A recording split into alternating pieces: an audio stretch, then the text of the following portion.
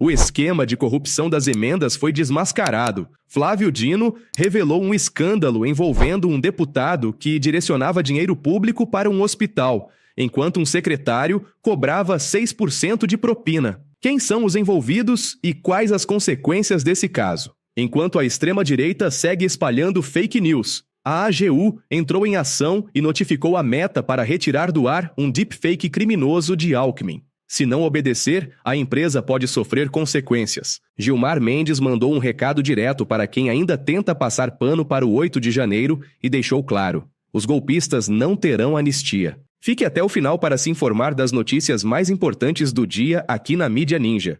Antes de mergulharmos nas notícias de hoje, inscreva-se no canal e ative o sininho para não perder nenhum detalhe. O ministro Flávio Dino afirmou que existem consistentes indícios do desvio de recursos públicos de emenda indicada pelo deputado federal Afonso Mota, destinada ao Hospital Ana Nery, em Santa Cruz do Sul. De acordo com dados do portal Transparência, foi destinado em 2023 uma emenda no valor de R$ 199 mil para o hospital. Mas a PF afirma que foi enviado repasses maiores, totalizando R$ 1 milhão. Ainda segundo o portal, o hospital recebeu mais de R$ 3 milhões em emendas nos últimos 10 anos. A investigação aponta a participação do secretário Lino Rogério no esquema de captação de emendas, onde, em troca de uma comissão de 6%, era facilitado o desvio de recursos destinados a projetos públicos. Um verdadeiro esquema de propina. Na transcrição de conversas de WhatsApp entre os supostos envolvidos, inclusive com um lobista, é sugerido o desvio das emendas mediante o pagamento. Nesta quinta-feira, Dino afastou o chefe de gabinete e autorizou buscas contra Lino e Cliver André Figgenbaum, diretor administrativo e financeiro da Metroplan. Além disso, celulares e computadores foram apreendidos e até R$ 509 mil dos investigados foram bloqueados. Agora, a PF apura se Afonso Mota tinha conhecimento das falcatruas. A Meta está obrigada a retirar mais uma fake news criminosa da direita. Será que a plataforma vai cumprir a ordem ou desafiar as autoridades brasileiras? Entenda os detalhes. A AGU notificou extrajudicialmente a Meta, controladora do Facebook e Instagram, exigindo a remoção de um vídeo manipulado por inteligência artificial do vice-presidente Geraldo Alckmin. A notificação solicita a remoção do conteúdo em 24 horas e classifica o conteúdo como desinformação. O vídeo manipula uma suposta entrevista do vice-presidente sobre o uso do dinheiro público. Caso não acatem a solicitação, a AGU pede que o conteúdo seja marcado como "o vídeo foi gerado por inteligência artificial, conteúdo alterado ou sintético".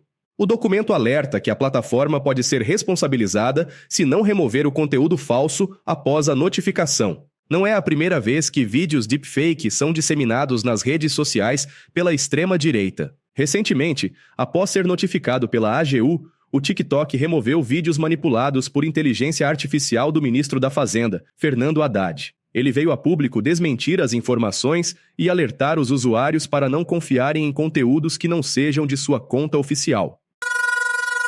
Gilmar Mendes antecipa a reviravolta e afirma que quem defende anistia vai mudar de ideia após as denúncias da PGR. O ministro do Supremo Tribunal Federal, Gilmar Mendes, declarou à CNN que a Constituição não permite anistia para crimes cometidos por grupos armados contra a ordem pública. Mendes também confirmou que o tribunal não deixará de tomar decisão sobre a possível condenação de Jair Bolsonaro, indiciado com outras 39 pessoas no inquérito do golpe. Segundo ele, não há dúvidas de que, se for o caso, dentro das balizas do Estado de Direito de proferir um juízo condenatório, o tribunal saberá fazê-lo com toda a responsabilidade. Sem citar nomes, o ministro disse acreditar que haverá uma mudança de opinião daqueles que discordam das condenações por tentativa de golpe depois que a PGR denunciar políticos que incentivaram os atos criminosos. Provavelmente foi uma indireta ao presidente da Câmara, Hugo Mota, que, além de minimizar os atos golpistas, vem acenando aos bolsonaristas. Gilmar Mendes também elogiou o trabalho da Polícia Federal. Para ele, a PF fez uma importante investigação ao revelar uma série de tramas, discussões, de filmetes de reuniões que dão base para essa discussão e que agora será analisado a partir da perspectiva do Procurador-Geral da República.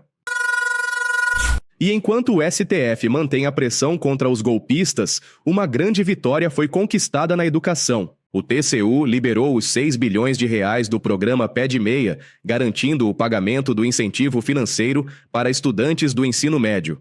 Os ministros do TCU determinaram que o governo encontre uma solução junto ao Congresso para incluir o programa no orçamento de 2025 em até 120 dias.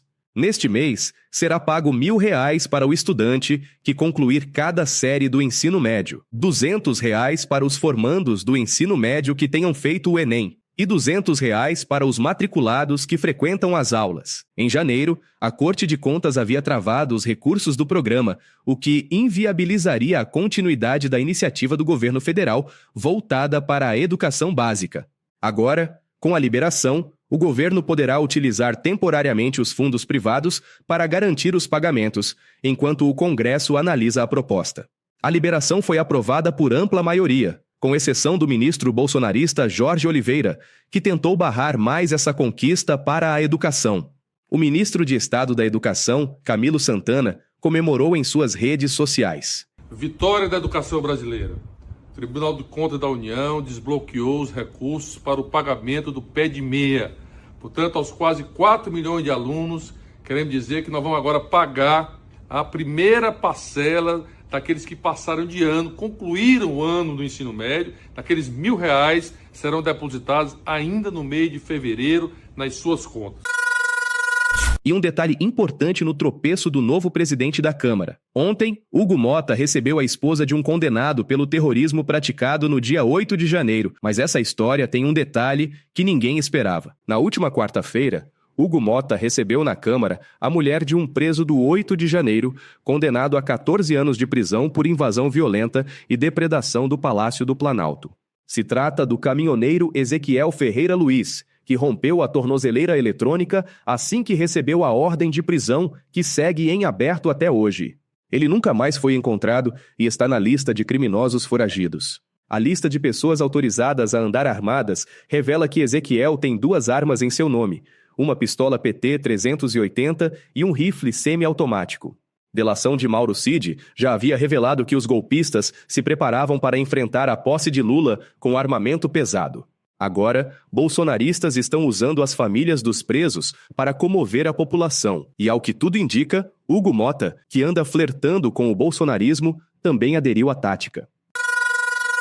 O relator especial para a liberdade de expressão da Comissão Interamericana de Direitos Humanos, Pedro Vaca, está no Brasil para investigar denúncias de violações à liberdade de expressão feitas por parlamentares de oposição. Porém, os casos que a oposição considera violações da liberdade de expressão estão sendo combatidos com a apresentação de fatos concretos de como a extrema-direita utiliza a desinformação para abalar o Estado Democrático de Direito no Brasil. Nesta quarta-feira, o relator da Organização dos Estados Americanos, na qual o Brasil é membro, se reuniu com senadores onde recebeu o relatório das investigações do Congresso Nacional sobre os ataques às sedes dos 3 poderes, em 8 de janeiro de 2022.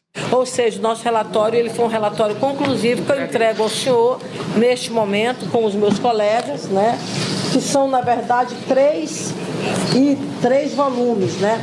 Volume 1, volume 2 e volume 3. Segura aqui, gente. Temos, portanto, aí um pouquinho de material para o senhor ler, né? O relatório entregue pela senadora do PSD do Maranhão, Elisiane Gama, que foi relatora da CPMI do 8 de janeiro, foi apenas uma amostra do combate à desinformação da extrema-direita no Brasil. Agora, no início do governo do presidente Lula, nós tivemos, então, a ida de um grupo de parlamentares da extrema-direita fazendo a apresentação de um relatório de que estaria acontecendo no Brasil ataques à liberdade de expressão. E eu não vou repetir, porque os meus colegas já fizeram, inclusive, um relato histórico do que nós já vivenciamos no Brasil. Em função de todos esses ataques que nós, na verdade, vivenciamos, houve um aprimoramento da legislação brasileira em relação a fake news. E aí nós tivemos, e Jandira Fegali lembrou muito bem, não é? Eu diria, uma substituição da Lei de Segurança Militar, que é uma lei que data do período da ditadura militar no Brasil, para que nós pudéssemos brecar o avanço de fake news no Brasil. Inclusive, hoje, a inelegibilidade do ex-presidente Bolsonaro se dá por conta disso, né? De uma apresentação, de uma instabilidade, sem apresentar para isso nenhuma prova do processo de segurança eleitoral no Brasil, né? Do voto eletrônico.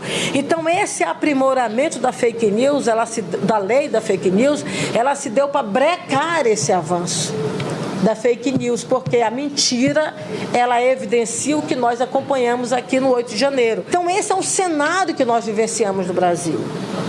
Ou seja, hoje nós estamos vivendo isso mais uma vez, mas não mais, é um fato estimulado, não é? Pela autoridade máxima do Brasil, que é o presidente da República, o presidente Lula atual, ele combate, na verdade, a fake news no Brasil. Então, é esse o cenário que nós estamos hoje vivenciando. E no relatório da CPMI, doutor Pedro, nós colocamos exatamente todos esses elementos. Nós fizemos uma investigação apurada, aprofundada, que tivemos o indiciamento de 62 pessoas, dentre elas agentes políticos, integrantes da alta cúpula das Forças Armadas do Brasil, dentre eles generais, 4 estrelas no Brasil, e que nós tivemos apenas menos de 3 meses de investigação, e nesse pouco espaço de tempo... Não, a CPI... 5 meses. Durante esse pouco tempo de investigação, nós não conseguimos aprofundar como gostaríamos, mas a Polícia Federal vem confirmando dia após dia o que consta no nosso relatório.